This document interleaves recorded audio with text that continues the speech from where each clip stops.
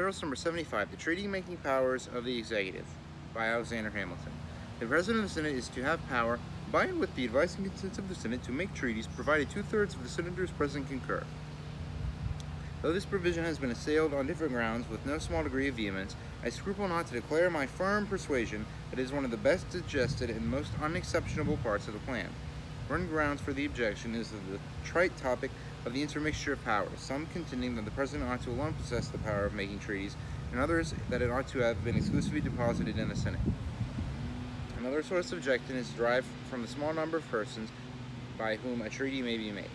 Of those who espouse this objection, a part are of the opinion that the House of Representatives ought to have been associated in the business. One other part seemed to think that nothing more was necessary than to have substituted 2/3 of all the members present of the Senate to 2/3 of than to have substituted 2/3 of all the members of the Senate to 2/3 of the members present.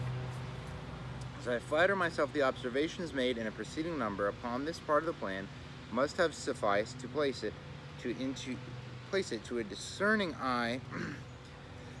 in a very favorable light. I shall here content myself with offering only some supplementary remarks, principally with a view to the objections which have been just stated. With regard to the intermixture of powers, I shall rely upon the explanations already given in other places of the true sense of the rule upon which that objection is founded. I shall take it for granted as an inference from them that the union of the executive with the Senate in the article of treaties is no infringement of that rule. I venture to add that the particular nature of the power of making treaties indicates a peculiar propriety in that union. Though several writers on this subject of government place that power in the class of executive authorities, yet this is evidently an arbitrary disposition, for if we attend carefully to its operation, it will be found to partake more of the legislative than of the executive character, though it does not seem strictly to fall within the definition of either of them. The essence of the legislative authority is to enact laws, or, in other words, to prescribe rules for the regulation of the society, while the execution of the laws and the employment of the common strength, either for this purpose or for the common defense, seems to comprise all the functions of the executive magistrate. The power of making treaties is plainly neither the one nor the other. It relates neither to the execution of the subsisting laws nor to the enaction of new ones, and still less to an exertion of the common strength. Its objects are contracts with foreign nations which have the force of law, but derive it from the obligations of good faith. They are not rules prescribed by the sovereign to the subject, but agreements between the sovereign and sovereign. The power in question seems therefore to form a distinct department and to belong properly neither to the legislative nor to the executive. The qualities elsewhere detailed as indispensable in the management of foreign negotiations point out the executive as the most fit agent of those in those transactions. While the vast importance of the trust and the operation of treaties as laws plead strongly for the participation of the whole or a portion of the legislative body in the office of making them. However proper or safe it may be in governments when the executive magistrate is an hereditary monarch to commit to him the entire power of making treaties, it would be utterly unsafe and improper to entrust that power to an elective magistrate of 4 years' duration. It has been remarked upon another occasion that the remark is unquestionably just, that an hereditary monarch, though often the oppressor of his people, has personally too much at stake in the government to be in any material danger of being corrupted by foreign powers. But a man raised from the station of a private citizen to the rank of chief magistrate, possessed of but a moderate or slender fortune, and looking forward to a period not very remote, when he may probably be obliged to return to the station from which he was taken, might sometimes be under temptations to sacrifice his duty to his interest, which it would require superlative virtue to withstand. An avaricious man might be tempted to betray the interests of the state to the acquisition of wealth. An ambitious man might make his own aggrandizement by the aid of foreign power the price of his treachery to his constituents. The history of human conduct does not warrant that exalted opinion of human virtue which would make it wise in a nation to commit interests of so delicate and momentous a kind as those which concern its intercourse with the rest of the world. to the sole disposal of a magistrate created and circumstanced as would be a President of the United States. To have entrusted the power of making treaties to the Senate alone would have been to relinquish the benefits of the constitutional agency of the President in the conduct of foreign negotiations. It is true that the Senate would, in that case, have the option of employing him in this capacity, but they would also have the option of letting it alone, and pique or cabal might induce the latter rather than the former. Besides this, the ministerial servant of the Senate could not be expected to enjoy the confidence and respect of foreign powers in the same degree with the constitutional representative of the nation, and of course would not be able to act with an equal degree of weight or efficacy.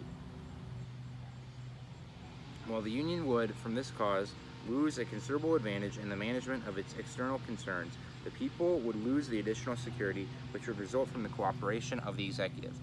Though it be imprudent to confide in him solely so important a trust, yet it cannot be doubted that his participation in it would materially add to the safety of the society. It must indeed be clear to a demonstration that the joint possession of the power in question by the President and Senate would afford a greater prospect of security than the separate possession of it by either of them. And whoever has maturely weighed the circumstances which must concur in the appointment of a president will be satisfied that the office will always bid fair to be filled by men of such characters as to render their concurrence in the formation of treaties peculiarly desirable, as well on the score of wisdom as on that of integrity. The remarks made in a former number, which have been alluded to in another part of this paper, will apply with conclusive force against the admission of the House of Representatives to a share of the formation of treaties. Fluctuating and taking its future increase into account, the multitudinous composition of that body forbid us to expect in it those qualities which are essential to the proper execution of such a trust: accurate and comprehensive knowledge of foreign politics, a steady and systematic adherence to the same views, a nice and uniform sensibility to national character. Decision, secrecy, and dispatch are incompatible with the genius of a body so variable and so numerous. The very complication of the business, by introducing a necessity of the concurrence of so many different bodies, would of itself afford a solid objection. The greater frequency of the calls upon the House of Representatives, and the greater length of time which it would often be necessary to keep them together, when convened to obtain their sanction in the progressive stages of a treaty, would be a source of so great inconvenience and expense as alone ought to condemn the project. The only objection which remains to be canvassed is that which would substitute the proportion of 2/3 of all the members composing the senatorial body to that of 2/3 of the members present. It has been shown under the second head of our inquiries that all provisions which require more than the majority of any body to its resolutions have a direct tendency to embarrass the operations of the government, and an indirect one to subject the sense of the majority to that of the minority. This consideration seems sufficient to determine our opinion that the convention have gone as far in the endeavor to secure the advantage of numbers in the formation of treaties as could have been reconciled either with the activity of the public councils or with a reasonable regard to the major sense of the community. If 2/3 of the whole number of members had been required, it would, in many cases, from the non-attendance of a part amount in practice to a necessity of unanimity. And the history of every political establishment in which this principle has prevailed is a history of impotence, perplexity, and disorder.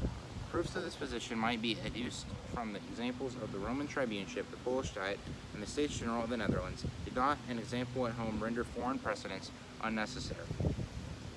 To require a fixed proportion of the whole body would not in all probability contribute to the advantages of a numerous agency, better than merely to require a proportion of the attending members. The former, by increasing the difficulty of resolutions disagreeable to the minority, diminishes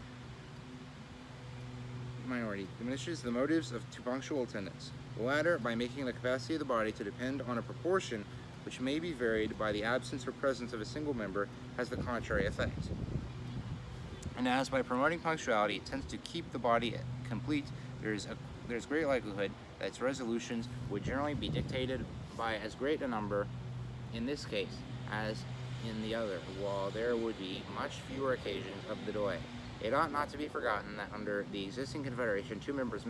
usually do represent a state, whence it happens that Congress, who now are solely invested with all the powers of the Union, rarely consist of a greater number of persons than would compose the intended Senate.